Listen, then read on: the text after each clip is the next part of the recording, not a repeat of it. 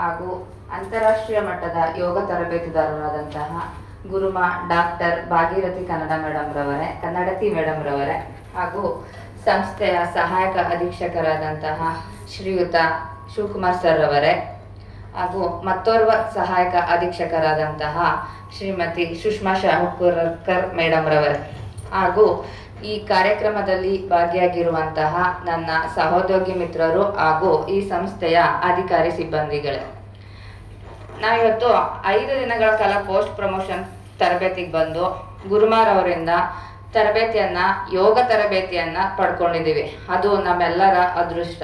ಯಾಕಂದ್ರೆ ನಾವು ಯೋಗ ಕ್ಲಾಸ್ನ ನಮ್ಮ ಮನೆ ಹತ್ರನೂ ತಗೋಬಹುದು, ಎಲ್ಲಾ ಕಡೆ ತಗೋಬಹುದು, ಆನ್ಲೈನ್ ಅಲ್ಲಿ ತಗೋಬಹುದು. ಬಟ್ ಇವರಿಂದ ತಗೊಂಡಿದ್ದು ತುಂಬಾ ವಿಶೇಷವಾಗಿದೆ.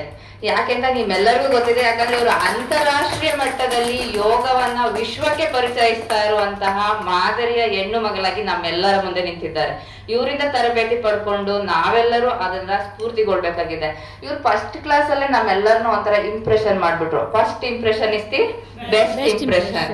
ಯಾವ ರೀತಿ ಮಾಡಿದ್ರು ಅಂದ್ರೆ, ಬಂದ ತಕ್ಷಣನೇ ಸ್ತ್ರೀ ಅಂದ್ರೆ ನನ್ಗಿಷ್ಟ, ಹೆಣ್ಮಕ್ಳು ಅಂದ್ರೆ ನನ್ಗಿಷ್ಟ, ಸ್ತ್ರೀ ಎಂದರೆ ಶಕ್ತಿ, ನಿಮ್ಮಲ್ಲಿ ಏನೋ ಶಕ್ತಿ ಇದೆ, ಅಗಾಧವಾದ ಶಕ್ತಿ ಇದೆ, ಬರೀ ಶಕ್ತಿ ಅಲ್ಲ, ಅದನ್ನ ನೀವು ಹೊರಗಡೆ ತರ್ಬೇಕು ಅಂತೇಳಿ ನಾವು ಫಸ್ಟ್ ಬಂದಾಗ ಯೋಗ ಮಾಡಕ್ಕೆ ನರಗಳೆಲ್ಲ ಸ್ಟ್ರೆಚಸ್ ಆಗ್ತಾ ಇತ್ತು, ತುಂಬಾ ಪೇನ್ ಆಗ್ತಾ ಇತ್ತು.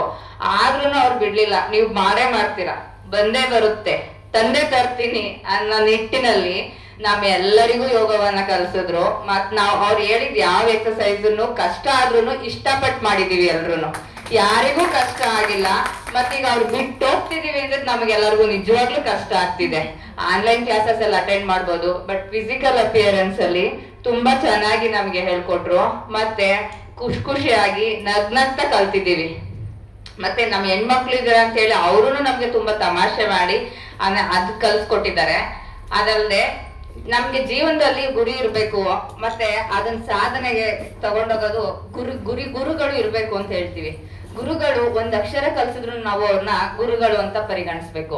ಆದ್ರೆ ನಾವು 5 ದಿನ ಕಲ್ಸಿರೋವಲ್ಲ ಯೋಗದಲ್ಲಿ, ಈ ಗುರುಮಾರ್ ಅವರಿಗೆ ನಾವೆಲ್ಲರೂ ಋಣಿಯಾಗಿರ್ಬೇಕು ಅಂತ ನಾನು ಹೇಳಕ್ಕೆ ಇಷ್ಟಪಡ್ತೀನಿ.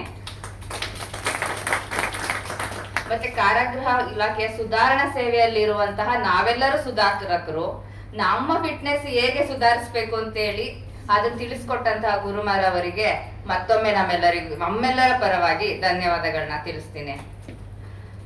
ಮತ್ತೆ ಇವರು ಅಂತಾರಾಷ್ಟ್ರೀಯ ಮಟ್ಟದಲ್ಲಿ ಯೋಗವನ್ನ ಅಷ್ಟೇ ಉಚಿತವಾಗಿ ಹೇಳ್ಕೊಡ್ತಾ ಇಲ್ಲ, ಕನ್ನಡೇತರರಿಗೆ ಕನ್ನಡವನ್ನ ಕಲಿಸೋದ್ರ ಮೂಲಕ ಕನ್ನಡ ಭಾಷಾಭಿಮಾನವನ್ನ ಮೆರಿತಾ ಇದ್ದಾರೆ.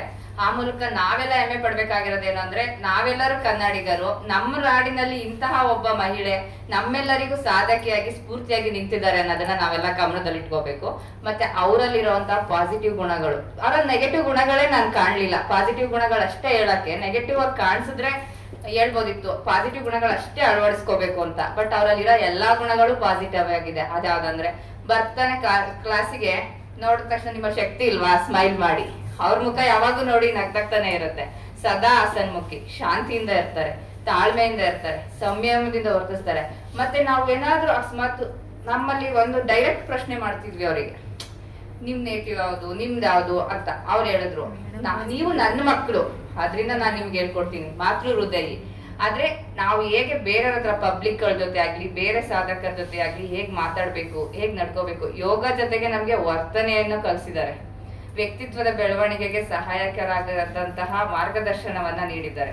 ಅವ್ರು ಯಾವಾಗೂ ನಮ್ಮನ್ನ ನೀವು ನನ್ನ ಮಕ್ಳು, ನಾನು ಹೇಳ್ಕೊಡ್ತೀನಿ ಅಂತ. ಆಕ್ಚುಲಿ ನಾವು ಅವ್ರ ಮಕ್ಳು ಅಷ್ಟೇ ಇದೀವಿ, ಆದ್ರೂ ನಮ್ಗೆ ಅವ್ರ ತಾಯಿ ಆತರ ಕಾಣಿಸ್ತಿಲ್ಲ. ನಮ್ಮ ಅಕ್ಕ ಅಂತ ಅನ್ಸಲ್ಲ, ನಮ್ ತಂಗಿ ತರ ಕಾಣಿಸ್ತಾರೆ. ನಮ್ ತಾಯಿ ವಯಸ್ಸಿನಲ್ಲಿದ್ರು ನಮ್ ತಂಗಿ ತರ ಇದಾರೆ. ಅದಕ್ಕೆಲ್ಲ ಕಾರಣ ಯೋಗ. ಈಗ ಆರೋಗ್ಯವೇ ಭಾಗ್ಯ ಅನ್ನೋದು ಎಲ್ಲರಿಗೂ ಅರ್ಥ ಆಗಿದೆ. ಯಾಕಂದ್ರೆ ನಾವು ಒಂದು ತಲೆನೋವು ಬಂದ್ರು ಮಾತ್ರೆ ನುಂಗ್ತೀವಿ, ಮನೆಗೆ ಮೇಡಮ್ ಕ್ಲಾಸ್ ಅಲ್ಲಿ ಹೇಳ್ತಾ ಇದ್ರು. ಎಲ್ಲದಕ್ಕೂ ಮಾತ್ರೆಗೆ ಅಡಿಕ್ಟ್ ಆಗ್ಬೇಡಿ ಅಂತ. ನಾನು ಇಂಜೆಕ್ಷನ್ ಮಾತ್ರೆ ತಗೊಂಡು ನನ್ ಜ್ವರ ಬಂದಿದ್ದೆ, ನನಗೆ ನೆನಪಿಲ್ಲ, ನಾನು ಮಾತ್ರೆ ತಗೊಳ್ಳೋದೇ ಇಲ್ಲ ಅಂತ. ಮತ್ತೆ ಅವ್ರಿಗೆ ತುಂಬಾ ಆಕ್ಸಿಡೆಂಟ್ ಆಗಿದ್ದಾಗ, ನಾನು ಬೆಡ್ ರಿಡನ್ ಅಲ್ಲಿ ಇದ್ದಾಗೆಲ್ಲ ಅವಾಗ ನನಗೆ ಅರಿವಿಲ್ದೇನೆ ನೀಡಿರ್ಬೋದು ಆ ಮೆಡಿಸನ್. ಅದಾದ್ಮೇಲೆ ನಾನು ತಗೊಳಕ್ ನಾನು ಇಷ್ಟನೇ ಪಟ್ಟಿಲ್ಲ. ನಾನು ಆ ಮಟ್ಟಕ್ಕೆ ದೇಹ ರೆಡಿ ಮಾಡ್ಕೊಂಡಿದ್ದೀನಿ ಅಂತ. ಆ ದೇಹ ರೆಡಿ ಮಾಡ್ಕೊಂಡಿದ್ದೆ ಅದ್ರ ಮೂಲಕ, ಯೋಗ ಮೂಲಕ. ಅದಕ್ಕೆ ಅವ್ರು ಮೋಸ್ಟ್ಲಿ ಅದು ಯೋಗ ಇದಕ್ಕೆ ಯೋಗ ಪವರ್ ಯೋಗ ಅಂತ ಹೇಳಿ ಹೆಸರಿಟ್ಟಿದ್ದಾರೆ ಅಂತ ನಾನು ಭಾವಿಸ್ಕೊಂಡಿದ್ದೀನಿ. ಅದಿದ್ದು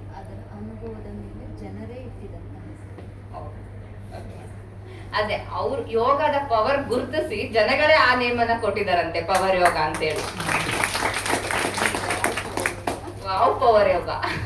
ಎಲ್ರಿಗೂ ಅದ್ ನೋಡಿದ ತಕ್ಷಣ ವಾವ್, ಈ ತರ ಇದ್ದದ್ದು ಈ ತರನು ಆಗ್ಬಹುದಾ.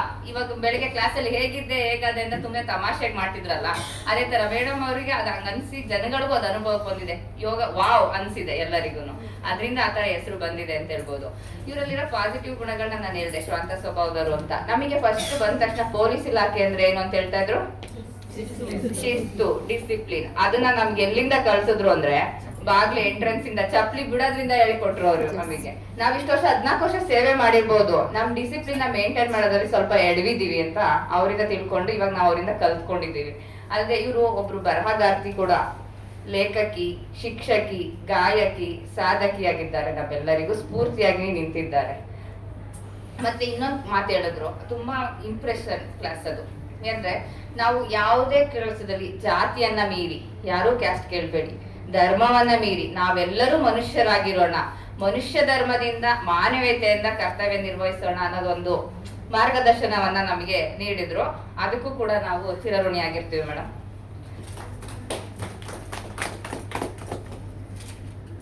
ಗುರುಮಾರ್ ಅವರು ಈಗ ಇಟ್ಟಿರುವಂತಹ ಹೆಜ್ಜೆಗಳು, ಬಿಟ್ಟಿರುವಂತಹ ಗುರುತುಗಳು, ಅವರ ಕಾರ್ಯನೀತಿಗಳು ಇತಿಹಾಸದ ಪುಟಗಳಲ್ಲಿ ಆಲ್ರೆಡಿ ಸೇರಿದವೆ. ಮುಂದೆ ಮಾಡ್ತಾ ಇರೋಂತ ಕಾರ್ಯಗಳು ಅಂತಾರಾಷ್ಟ್ರೀಯ ಮಟ್ಟದಲ್ಲಾಗಿರ್ಬಹುದು, ಒಂದು ಡಿಲ್ಲಿಯಿಂದ ಹಳ್ಳಿಯಿಂದ ಡಿಲ್ಲಿಯವರೆಗೆ ಅಂತಾರಲ್ಲ, ಹಂಗೆ ಎಲ್ಲಾ ಕಡೆ ಅವರು ಆನ್ಲೈನ್ ಮೂಲಕ ತಲುಪಿ ರೀಚ್ ಆಗಿ ಈ ಪ್ರಪಂಚದಾದ್ಯಂತ ತಲುಪುವ ಗುರಿ ಇಟ್ಕೊಂಡಿದ್ದಾರೆ. ಆ ಗುರಿ ಯಶಸ್ವಿ ಆಗ್ಲಿ, ಅವೆಲ್ಲ ಇತಿಹಾಸ ಪುಟಗಳನ್ನ ಸೇರ್ತಿದಾವೆ. ಇಂಥವ್ರನ್ನ ನಾವು ಮಾದರಿಯಾಗಿ ಇಟ್ಕೊಂಡು ಅಟ್ಲೀಸ್ಟ್ ಅವ್ರ ಎತ್ತರಕ್ಕೆ ಬೆಳೆಯಕ್ಕಂತೂ ಆಗಲ್ಲ, ಆಗದೆ ಇದ್ರು ಸ್ವಲ್ಪ ಮಟ್ಟದಲ್ಲಿ ಈ ದಿನ ಅವರನ್ನ ನೋಡಿ ನಾವು ಮಾರ್ಗದರ್ಶನ ತಗೊಂಡಿರೋದ್ರಿಂದ ನಾವು ಸ್ಫೂರ್ತಿಯನ್ನ ತಗೊಂಡು ಚೈತನ್ಯದಿಂದ ಅವ್ರು ಹೇಳ್ಕೊಟ್ಟಿರೋಂತ ಯೋಗ ಕ್ಲಾಸ್ ನ ಮುಂದುವರ್ಸ್ಕೊಂಡು ಇದೇ ಫಿಟ್ನೆಸ್ ನ ಮೇಂಟೈನ್ ಮಾಡ್ಕೊಂಡು ನಾವು ಕರ್ತವ್ಯವನ್ನ ನಿರ್ವಹಿಸಬೇಕು ಅಂತ ನಾನು ಎಲ್ಲರಲ್ಲೂ ಕೇಳ್ಕೊಂತೀನಿ. ಎಲ್ಲರೂ ಅಳವಡಿಸ್ಕೋಬೇಕು. ಮತ್ತೆ ಇವರು ಗುರುಮಾರ್ ಬಗ್ಗೆ ಒಂದು ಕವನದ ರೀತಿ ನಾವು ಏನಾದ್ರು ಅನ್ಕೊಳ್ಳಿ ನೀವು, ನನ್ಗೆ ಅನ್ಸಿದ್ದು ಅವ್ರು ನಮ್ಗೆ ಹೆಣ್ಮಕ್ಳಿಗೆ ಹೇಗಿದ್ದಾರೆ ಅಂತಂದ್ರೆ, ಅವ್ರ ಒಂದು ಸ್ಫೂರ್ತಿಯ ಒಲುಮೆ, ಚೈತನ್ಯದ ಚಿಲುಮೆ, ಸಾಧನೆಯ ಇರುಮೆ, ಪ್ರಶಸ್ತಿಗಳ ಗರಿಮೆ, ನಮ್ಮ ಕನ್ನಡಿಗರ ಹೆಮ್ಮೆ ಅವರೇ ನಮ್ಮ ಡಾಕ್ಟರ್ ಭಾಗೀರಥಿ ಗುರುಮಾರ್ ಅವರು.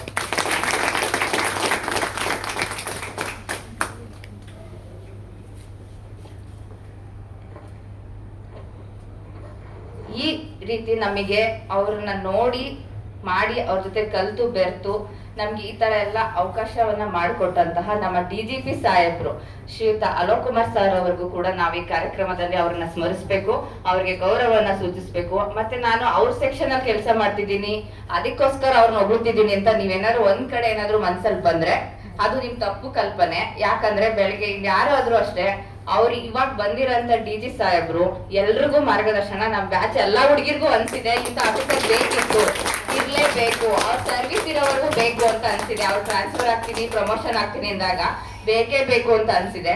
ಬಟ್ ಅದು ನನ್ನ ಒಬ್ಬಳ ಅಭಿಪ್ರಾಯ ಅಲ್ಲ, ನಮ್ಮೆಲ್ಲರ ಅಭಿಪ್ರಾಯ ಅಂತ ನಾನು ಅನ್ಕೊಂಡಿದ್ದೀನಿ. ಅವ್ರಿಗೂ ಕೂಡ ಈ ಕಾರ್ಯಕ್ರಮದಲ್ಲಿ ಗುರುಮಾರ್ ಅವರನ್ನ ನಮ್ಮ ಸೆಷನ್ಗೆ ಕಳಿಸಿದ್ದಕ್ಕೆ ತುಂಬ ಹೃದಯದ ಧನ್ಯವಾದಗಳನ್ನ ಅರ್ಪಿಸ್ಬೇಕು ನಾವೆಲ್ಲರೂ.